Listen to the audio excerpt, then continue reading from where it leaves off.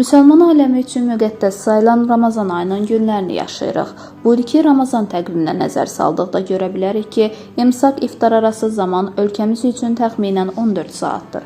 Bundan başqa havaların yaz ayına təsadüf etməsi oruç tutanların işini bir qədər rahatlaşdırır. Digər bir tərəfdən oruç tutub gündəlik ağır iş rejimində çalışan şəxslər də var. Bəs bu uzun saatları sağlam şəkildə keçirmək üçün nələrə diqqət etmək önəmlidir? Ramazan ayında özünüzü daha gümrah hiss etməyiniz üçün din xadimləri və tibb işçilərinin məsləhətləri əsasında hazırladığımız sujeti təqdim edirik.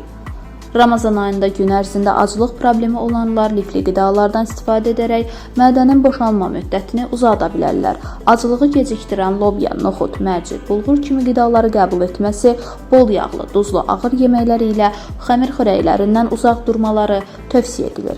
Bundan başqa moruq, paxlalı bitkilər, partlamış qarğıdalı, portağal, badam, yulaf tərkibi liflə zəngin olan əsas qidalardır. Həmin məhsulların ikinci xüsusiyyəti insanda uzun müddət ərzində toxluq hissini yaratmasıdır. Bitki çaylarının qəbulu sinir sisteminizi sakitləşdirir.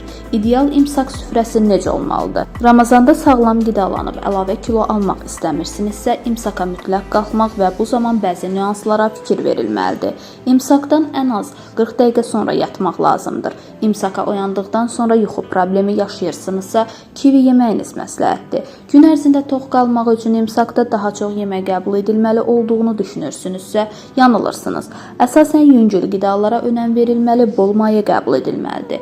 İmsakın ən məsləhətli yeməyi yumurtadır. Səhərlər enerji dəyəri yüksək proteinlə bol qidalar seçilməlidir. Pendir növləri 1-2 dilim, tam taxıllı çörək, bir ovuc badam, qoz və ya fındıq, bir neçə meyvəni rasiona daxil edə bilərsiniz. Bundan başqa xurma, alma, avokado, tünd şokolad aclıq hissini öldürür. Xüsusilə xurmadan istifadə gün ərzində sizi tox saxlayacaq. İmsakda un məmulatları, ağır şirniyyatlardan uzaq durun. Bəs ideal iftar süfrəsində nələr olmalıdır? Qan şəkərini tənzimləmək üçün iftara xurma və ya su ilə başlamaq məsləhətdir. Çünki uzun müddət davam edən aclıq bir anda yemək qəbulu ilə ciddi problemlər yarada bilər. İftar zamanı normadan artıq və fasiləsiz qida qəbul etmək ziyanlıdır. Hətta səhərə qədər yeyən insanlar belə var. Bu həm dini nöqteyi nəzərdən, həm də tibb baxımından düzgün sayılmır. İlk yemək kimi şorba, salatın seçilməsi məqsədə uyğundur. Yemək yavaş-yavaş qəbul edilməlidir. Şorbadan sonra 10-20 dəqiqə fasilə verərək əsas yeməyə başlamaq olar.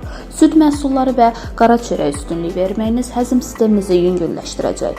Əsas yeməkdə ət, balıq və toyuq məhsullarından istifadə etmək vacibdir. İçdiyiniz suya limon qatın, bu susuzluq müddətini artıracaq. Oruç tutan zaman suyun necə və nə vaxt qəbulu çox önəmlidir. İftar və imsak arasında 2,5-3 litr su içmək tövsiyə olunur. Su içmək bağırsaq və böbrəklərin daha yaxşı fəaliyyət göstərməsinə səbəb olur.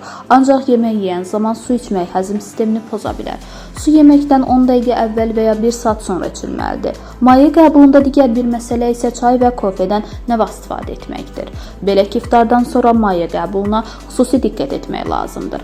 Məsələn, yeməkdən dərhal sonra çay və ya kofe içmək qidalardan alınan vitaminləri öldürür. Bu səbəbdən yemək və çay arasında fasilə vermək, əsasən bitki çaylarına üstünlük vermək tövsiyə olunur.